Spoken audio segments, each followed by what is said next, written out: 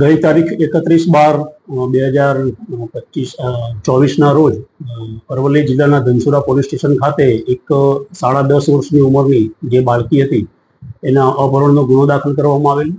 આ જે બાળકી હતી એ 5મા ધોરણમાં અભ્યાસ કરતી હતી અને એની જે ઉંમર છે એ જોતા માનનીય પોલીસ અધિક્ષક સાહેબે તાત્કાલિક આ જે અપહરણ થયેલું એ બાળકીને શોધી કાઢવા માટે સૂચના કરેલી.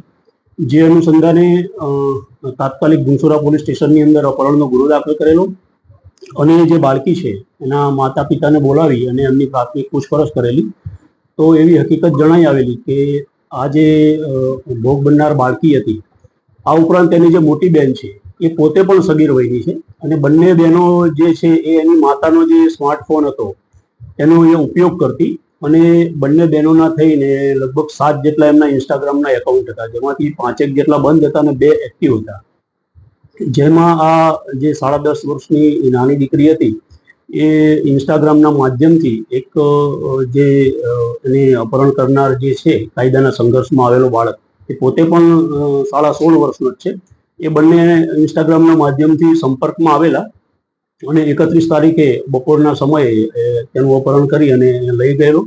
તાત્કાલિક બીજા દિવસે હ્યુમન ઇન્ટેલિજન્સ અને ટેકનિકલ સોર્સની મદદથી પોલીસે જે આ ભોગ બનનાર છે અને કાયદાના સંઘર્ષમાં આવેલ જે કિશોર છે બંનેને શોધી કાઢેલ છે અને આગળની જે કંઈ કાયદેસરની કાર્યવાહી છે એ પોલીસે હાથ ધરેલ છે.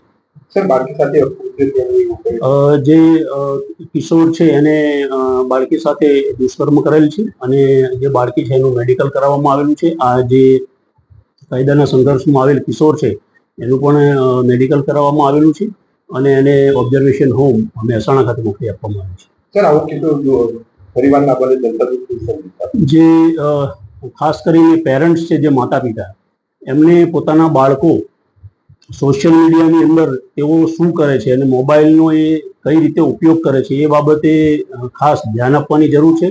આ કિસ્સામાં એવું હતું કે એના જે માતા છે એમને કોઈ સોશિયલ મીડિયા વાપરતા કે એવું કંઈ આવડતું નથી, પણ એમની પાસે સ્માર્ટફોન હતો તો એ ફોન ઘરે રાખતા હતા અને જ્યારે એ ખેતરમાં કામ કરતા હોય ત્યારે આ બંને જે બહેનો છે એ એમના જ મોબાઈલથી ઇન્સ્ટાગ્રામનો જે છે સોશિયલ મીડિયામાં યુઝ કરતા હતા.